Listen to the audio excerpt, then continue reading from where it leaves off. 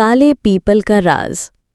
गांव नंदपुर के बाहर एक पुराना पीपल का दरख्त था जिसके बारे में कहा जाता था कि वो काला पीपल है। दिन में सब कुछ मामूल पर होता, मगर जैसे ही रात के 10 बजते उस दरख्त के नीचे से किसी के रोने की आवाज़ें आती। कहते थे वो एक औरत थी जिसे सालों पहले इसी दरख्त से लटका दिया गया था। अब उसकी रूह वहाँ कैद है।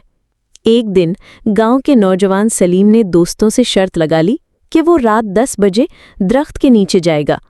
सबने मना किया, मगर वो हंसता रहा। वो दरख्त के करीब पहुंचा, टॉर्च जलाई और कौन है पुकारा।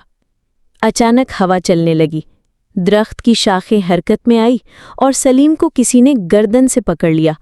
चीख सुनाई दी, फिर खामोशी। सुबह सिर्फ उसका मोबाइल और फटा हुआ कुर्ता दरख्त के नीचे मिला। उसके बाद कोई भी काले पीपल के करीब नहीं गया, और जो गया वो कभी। सलीम की गुमशुदगी को 1 हफ्ता गुजर चुका था, मगर गांव पर अब भी खामोशी छाई हुई थी। हर रात काले पीपल के दरख्त से सिसकियों की आवाजें आती, जैसे कोई रोता हो।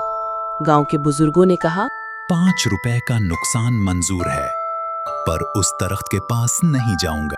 ये दरख्त सिर्फ खून मांगता है, जो एक बार ले वो वापस नहीं करता। लेकिन सलीम का छोटा भाई आदिल खामोश न बैठा। उसने पुराने कुतुब खाने से रूहों के बारे में एक किताब निकाली।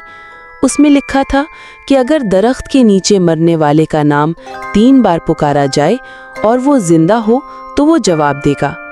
आदिल रात 10 बजे चुपके से दरख्त के नीचे पहुंचा। दिल जोर जोर से धड़क रहा था। सलीम, सलीम, सलीम। चंद लम्हे गुजरे, फिर एक आवाज आई, भाई। आदिल का खून जम गया।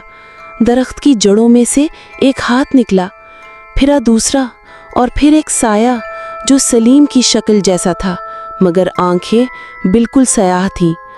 आदिल पीछे हटा, मगर आवाज आई, तुमने बुलाया, अब तुम भी यहीं रहो।